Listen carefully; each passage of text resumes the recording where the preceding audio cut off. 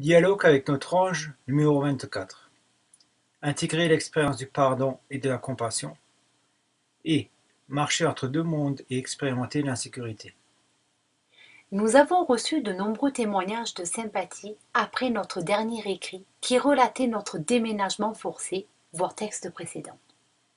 De nombreux lecteurs nous ont demandé des précisions concernant notre aventure, ainsi que sur les circonstances de la redécouverte des manuscrits de Yeshua contenant l'enseignement christique. Nous vous proposons donc de compléter notre récit à partir de l'instant où nous avons remercié nos propriétaires et leur avons exprimé notre gratitude, malgré le fait qu'ils aient déménagé la totalité de notre intimité avec tant de délicatesse. Nous savions en notre fort intérieur que cette expérience était malgré son apparence guidée par notre ange. Ainsi, quelques minutes plus tard, Sand et moi nous retrouvions main dans la main, sidérés par le revirement de situation. Cependant, nous sentions une joie intense émerger de notre cœur, enfin soulagés de voir l'aboutissement de cette longue et douloureuse expérience. Nous marchions sur le chemin en direction de la Falconnière. Je portais sur mon dos un gros baluchon formé d'un drap et d'une couette de lit que nous venions de récupérer à notre ancienne habitation.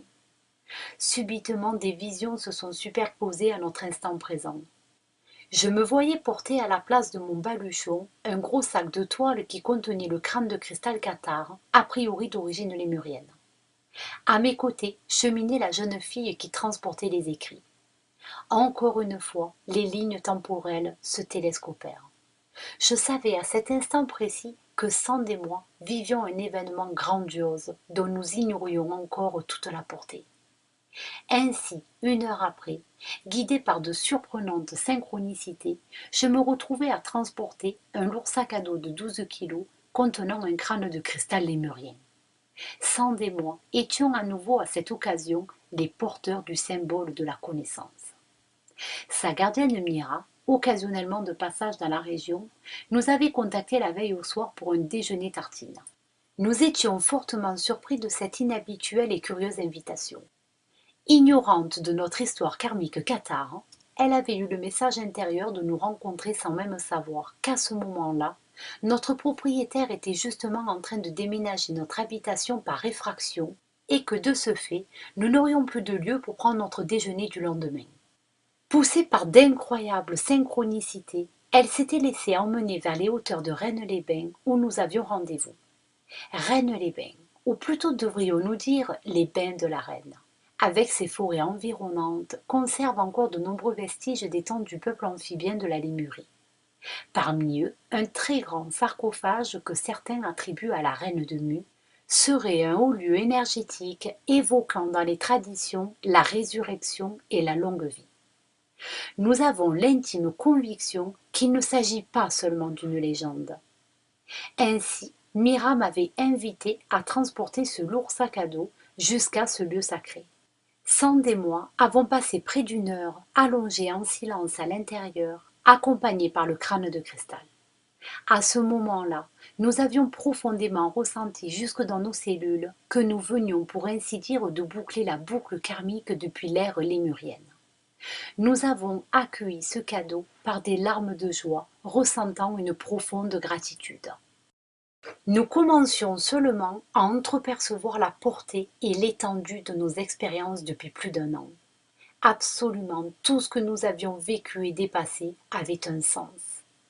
Nous comprenions désormais clairement pourquoi nos guidances mutuelles, une sorte de contrat d'âme, nous avaient ainsi obligés à rester dans cette habitation. La situation devait offrir à chacun l'opportunité de suivre la guidance de son ange ou celle de la rébellion de son ego afin qu'il puisse réaliser sa propre libération karmique. Notre propriétaire ainsi que sa compagne ont préféré jouer le jeu de la force du je veux, je ne veux pas, le jeu du pouvoir de l'ego. Ils n'avaient pas compris que pour se libérer de ce jeu karmique, ce devait être sans intérêt ou condition. Nous concernant, nous n'acceptions en aucune façon de renier la guidance de notre ange, qui par une multitude de signes nous confirmait explicitement que nous devions rester en cet endroit, puisque nous étions depuis plusieurs incarnations les habitants originaires.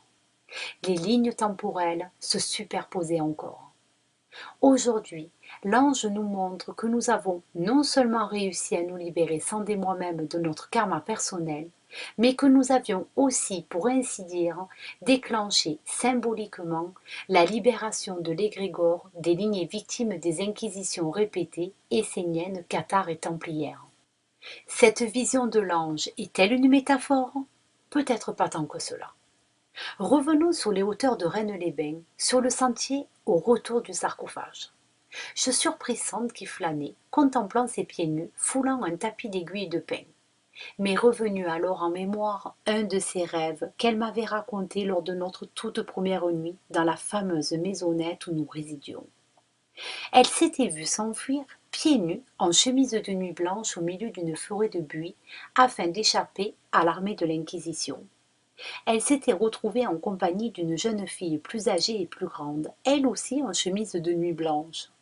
Elles s'étaient toutes deux arrêtées devant un grand rocher, puis Sand, d'un seul geste, dégagea le dessus de la roche afin de vérifier que les manuscrits étaient bien restés à l'abri. La voyant ainsi déambuler dans la forêt, je venais de ressentir avec forte conviction que nous allions retrouver la trace des manuscrits de Yeshua que détenaient alors les cathares. C'est ainsi que 3 jours plus tard, le 22 juillet, nous étions accueillis chez une amie que nous avions déjà reconnue comme telle lors de nos incarnations précédentes. Au petit matin, Sand et moi nous sommes subitement rendus compte que celle-ci était revêtue d'une chemise de nuit blanche, exactement comme dans la vision. Cette fois-ci, la synchronicité était frappante. Toutefois, Sand, dans la tristesse et l'incompréhension des événements des jours précédents, était consternée par le comportement humain. En s'appuyant sur le coussin du canapé, elle provoqua la chute d'un livre qui s'ouvrit à la page 179. Instinctivement, elle eut l'élan de lire le paragraphe suivant. Il se peut que les méchants prennent le dessus pendant un certain temps, comme l'ont fait des rois, des armées conquérantes et d'autres, amassant l'iniquité dans leur esprit. Il leur est permis d'accomplir leur œuvre pendant un certain temps, puisqu'un bien relatif provient aussi du mal. Mais ils échouent toujours au bout du compte et leurs noms sont honnis par le reste de l'humanité. Donc à tous ceux d'entre vous qui voudraient réussir, je dis, examinez vos motivations. Les désirs nés uniquement d'une envie égoïste de richesse ou de confort conduisent finalement à la déception, la maladie, la mort. Notre ami Sand et moi-même fûmes parcourus de longs frissons. Nous venions d'entrevoir les possibilités des événements à venir. Ce livre fait partie des synchronicités extraordinaires qui ont jalonné les derniers jours précédant notre expulsion. Il est entré de façon curieuse dans notre vie. Plusieurs personnes successives que nous reconnaissions comme étant des êtres initiés ont relevé des similitudes entre nos écrits et le contenu de ce livre. Toujours à l'écoute des signes, nous nous le sommes alors procuré. Cependant, faute de temps, Sand, sans pouvoir le lire, le portait toujours précautionneusement avec elle. À certaines occasions, lorsqu'il était trop encombrant pour le transporter, elle prenait soin, comme par réflexe, de le dissimuler. C'est parce que Sand, le gardant toujours précieusement sous le coude, que lors de ce déménagement surprise, ce livre avait pour ainsi dire pu être sauvegardé de l'inquisition contemporaine. Forcer la serrure et pénétrer dans l'intimité d'une habitation, n'est-ce pas une forme d'inquisition? Encore une fois, les lignes temporelles se télescopaient d'une façon étonnante. D'ailleurs, une autre synchronicité nous avait mis pour ainsi dire la puce à l'oreille. Quelques jours après la réception de ce livre, Sand s'était allongé dans l'herbe derrière la maisonnette. En se relevant, nous avions remarqué que la trace des herbes s'était imprimée sous son coude. Plaisantant, je lui avais fait la remarque suivante. « Tiens, regarde, tu as les écritures sous le coude !» Cela nous avait d'ailleurs fait rire et nous avait interpellés, car nous savions que notre subconscient s'exprime souvent de cette façon pour nous pointer les synchronicités. Dans cette même période, nous avons notamment été touchés jusqu'aux larmes par une personne âgée de 78 ans. Elle nous avait laissé un message téléphonique nous demandant notre aide pour apprendre à dialoguer avec son ange. Sand, ébranlé, a pleuré à chaudes larmes durant près de 3 heures, ressentant intensément un lien très fort entre le livre et cette dame âgée. Touchés à l'intérieur de notre être, nous avions mis 2 jours avant de la rappeler. Nous percevions intuitivement que cette conversation allait nous mener à une révélation.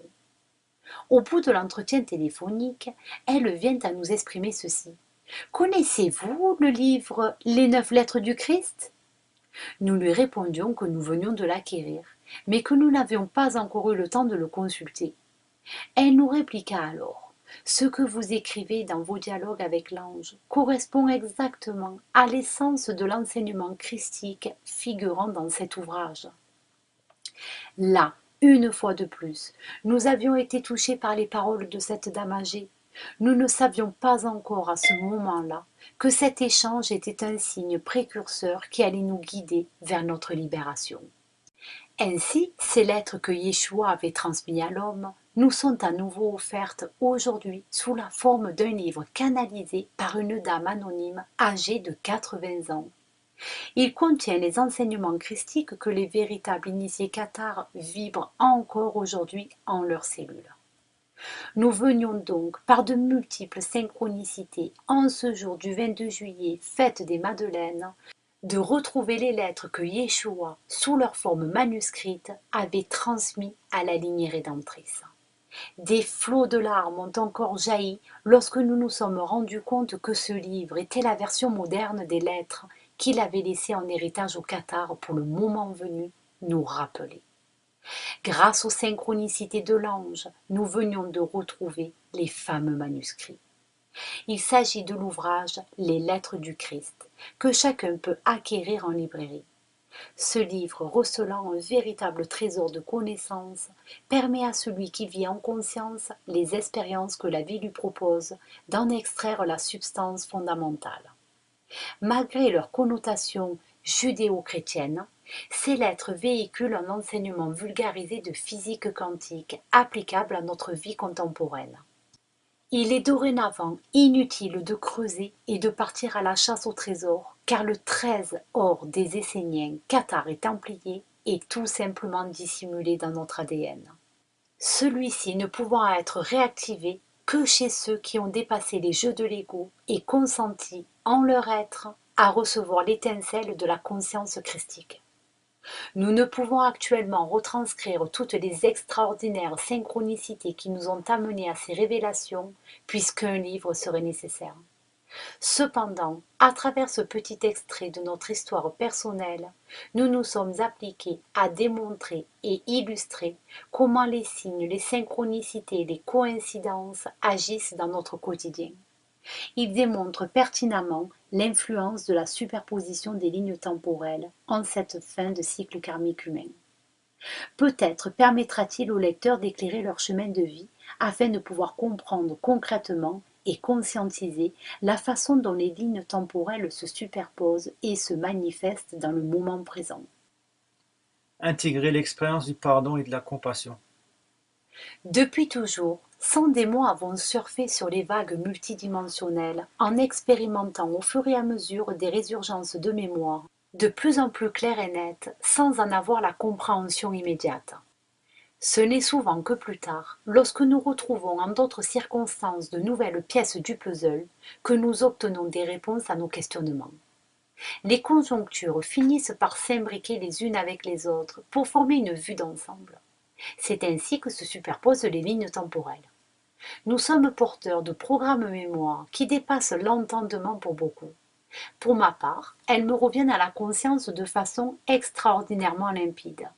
J'ai probablement été préparé pour ne pas les oublier afin d'accompagner ceux qui acceptent de se souvenir et de se libérer. De ce fait, nous avons déjà reconnu certains de nos amis tués à plusieurs reprises sur différentes lignes temporelles. Beaucoup d'entre eux portent à nouveau des noms, prénoms ou initiales similaires.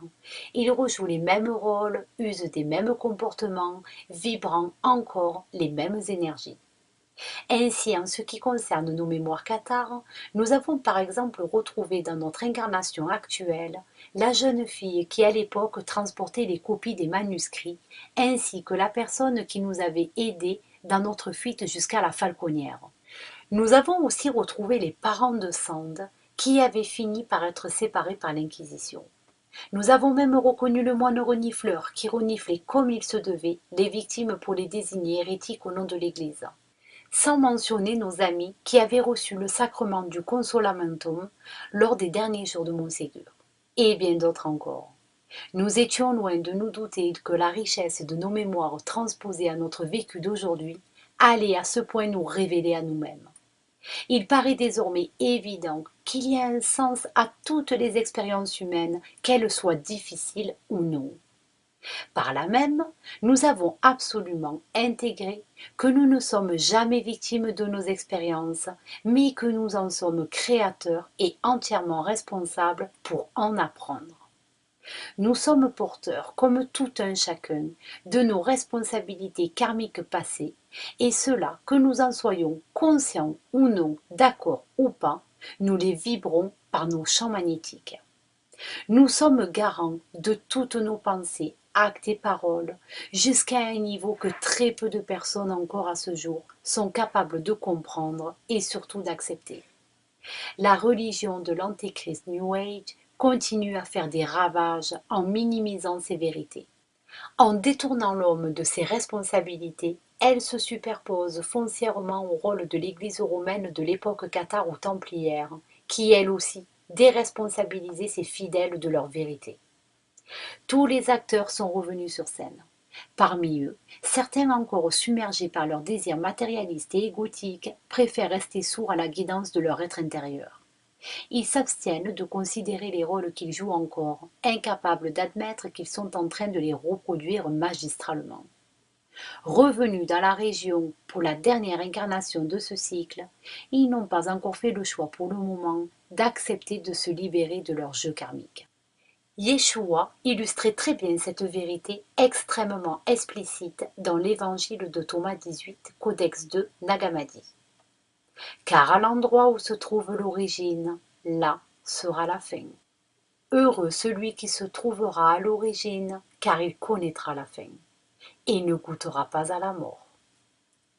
Nous pouvons donc simplement constater que dans notre entourage, rares sont les personnes ayant accepté à ce jour d'examiner et reconnaître avec intégrité leur fonctionnement égotique et sa profondeur de cristallisation.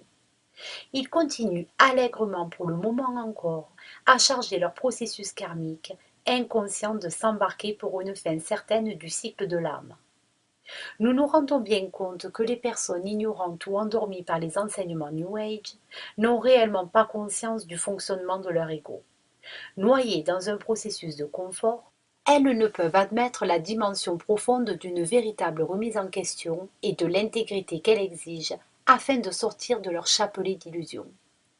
Nous concernant, nous entrevoyons et commençons à faire l'expérience d'une nouvelle conscience à travers laquelle nous créons peu à peu notre nouvelle réalité avec quelques amis qui ont véritablement dit oui à la guidance de leur ange. Beaucoup de nos lecteurs nous ont rapporté des situations similaires à la nôtre. Nous avons donc questionné notre ange. Voici la réponse de l'ange. Effectivement, les temps actuels sont très éprouvants pour l'humanité. Cela a été prédit par toutes les traditions de sagesse. À travers ma guidance, vous avez vous-même, comme beaucoup de lecteurs, créé les circonstances idéales afin de provoquer cette ultime expérience initiatique vous préparant à la neutralité vibratoire, l'état d'amour véritable. La violation par vos propriétaires de votre intimité correspond symboliquement à votre mise à mort dans d'autres incarnations. Vous avez accepté de ne pas entrer en réaction par une quelconque vengeance, menace, chantage, correspondant aux lois duelles de l'humain en troisième dimension densité.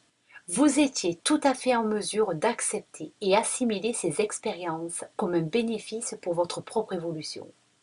Vos propriétaires, à l'image de votre société ignorante, n'étaient pas encore en mesure d'admettre que la situation était un reflet karmique généré par une coordination de vos âmes. Vous avez été perçus comme des utopistes, voire même des imposteurs, peu importe. Ces circonstances étaient une possibilité offerte par le grand plan pour vous absoudre mutuellement de vos schémas karmiques. En rejetant cette opportunité, ils vous ont cependant fait le cadeau de pouvoir intégrer l'expérience du pardon et de la compassion. Cela fait partie de l'ultime initiation pour tout humain sur son chemin d'incarnation pour aller vers la loi de l'unité. La loi de l'unité en vigueur sur la nouvelle Terre passe en premier lieu par la libération des schémas karmiques. Beaucoup de personnes n'acceptent pas cette vérité de l'enseignement christique, car la religion du New Age passe outre ce message pourtant essentiel. Cependant, pour tous ceux qui se complaisent dans l'ignorance, la suite des événements continuera à se calquer sur le plan karmique, puisque la vie est électromagnétique. Chacun attire à soi ce qu'il vibre à travers ses champs d'énergie. Même si l'ego le réfute catégoriquement, chaque individu est entièrement créateur et responsable de ses propres expériences de vie. Celles-ci découlent, pour ainsi dire, d'un programme initié par l'âme avant même sa première incarnation, afin de s'en affranchir pour réaliser son ascension dans des dimensions supérieures. Vous concernant, ce potentiel de futur duel commence à se dissoudre pour enfin s'annuler de vos champs d'énergie, afin de revenir en équilibre à la vibration du point zéro. Il en est ainsi pour tous ceux qui ont choisi de s'ouvrir en conscience et d'expérimenter sincèrement la voie christique codée dans leur ADN. Deux mondes sont réellement en train de se séparer. Beaucoup d'humains ne sont pas encore conscients que leur ange, l'être intérieur, les aiguille fermement sur le sentier de leur ascension personnelle. Ces ultimes épreuves initiatiques de cette fin de cycle sont foncièrement très inconfortables pour l'ego. Elles sont destinées à vous amener à un réel état de compassion, vous permettant d'accéder à la vibration du pardon. Le pardon étant pour ainsi dire une propriété vibratoire de la psyché. Celle-ci, acceptant l'inacceptable, permet sur un plan quantique à l'ego d'inverser complètement les polarités de son champ magnétique. Cette aptitude inhérente de l'ego permet d'abolir le procédé électromagnétique cyclique de la loi de cause à effet en vigueur dans les dimensions duelles. Cette gymnastique demandée à l'ego exige un haut niveau de tolérance pour permettre de réaliser en votre être cette étape d'acceptation totale. Cela ne passe pas par le mental, mais révèle et exprime profondément au sein de vos cellules votre vibration christique. Arrivé à ce degré de conscience, la relation à l'autre dans la troisième dimension duelle devient de plus en plus difficile. De ce fait, votre vibration vous sépare peu à peu de ce monde de densité pour rejoindre et manifester une nouvelle réalité qui s'adapte progressivement à vos nouveaux champs d'énergie.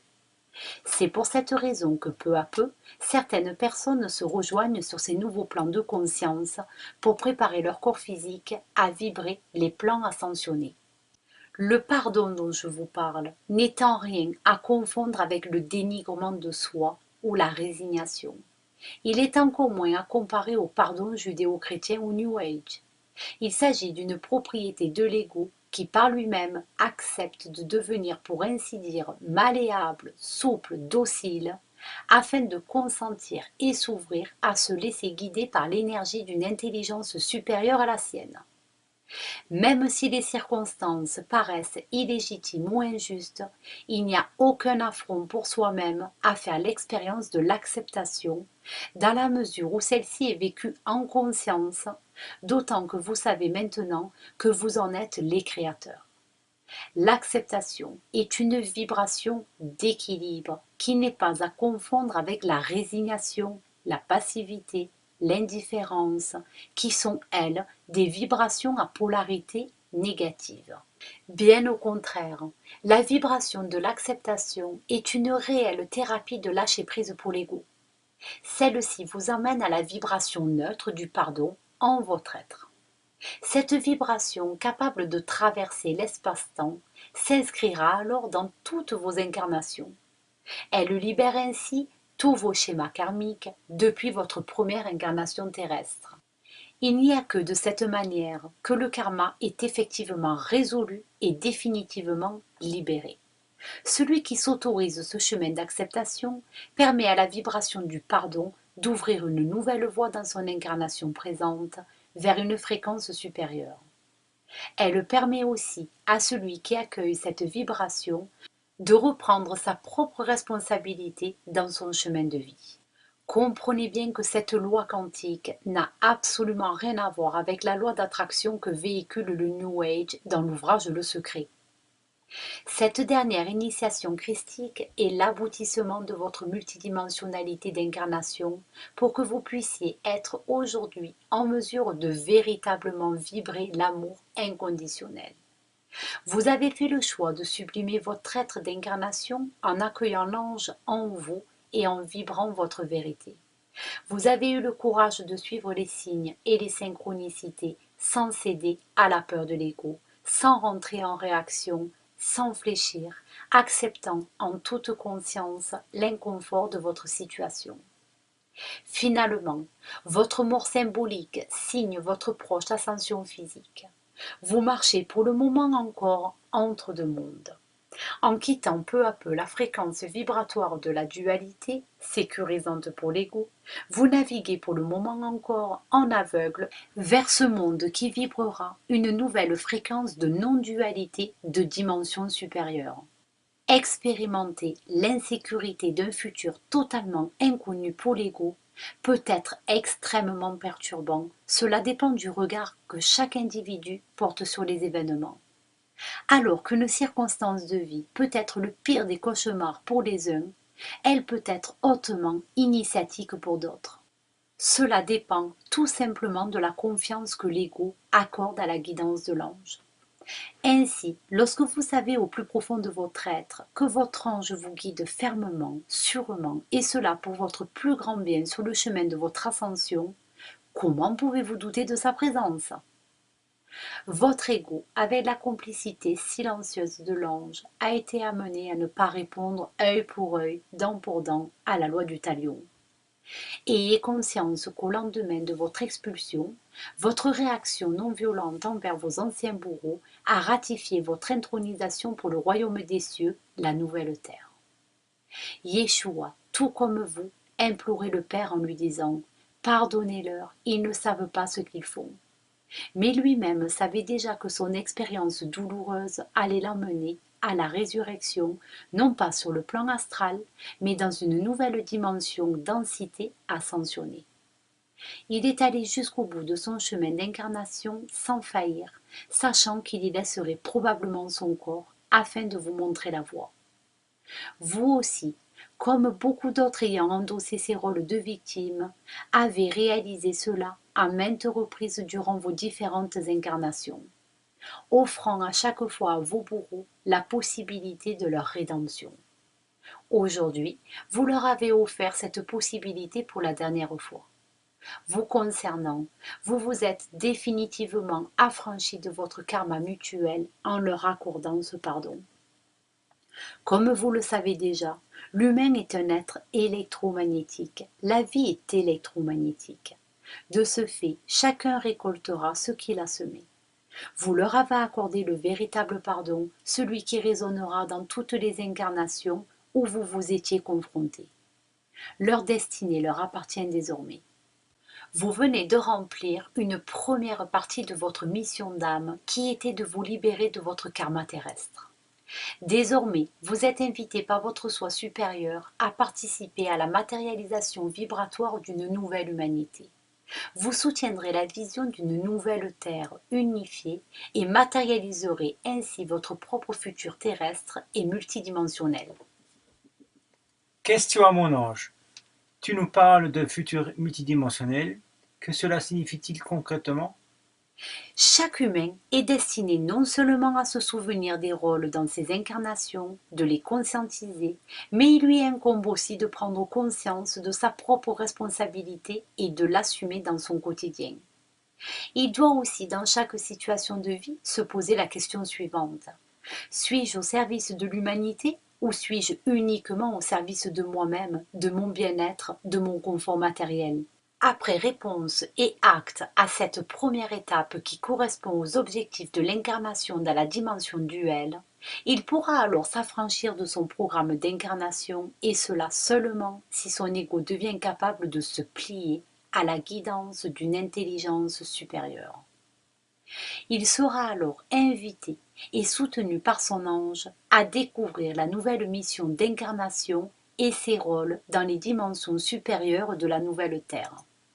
À travers les synchronicités, celui-ci le guidera alors peu à peu à réaliser un objectif plus élevé en vue d'accompagner l'humain en transition vers ces nouvelles dimensions d'existence au sein de sa famille galactique. Il contribuera ainsi à l'évolution de l'homme nouveau.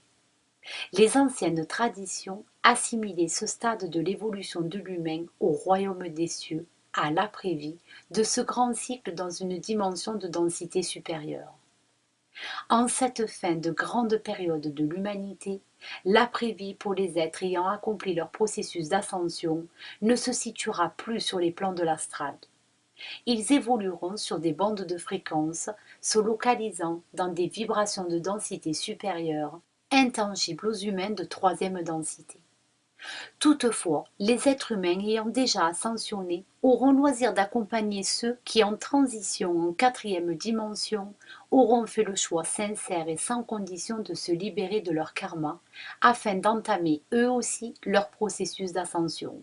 De ce fait, tous les défis que vous rencontrez encore actuellement dans votre vie quotidienne vous préparent inéluctablement à votre nouvelle destinée.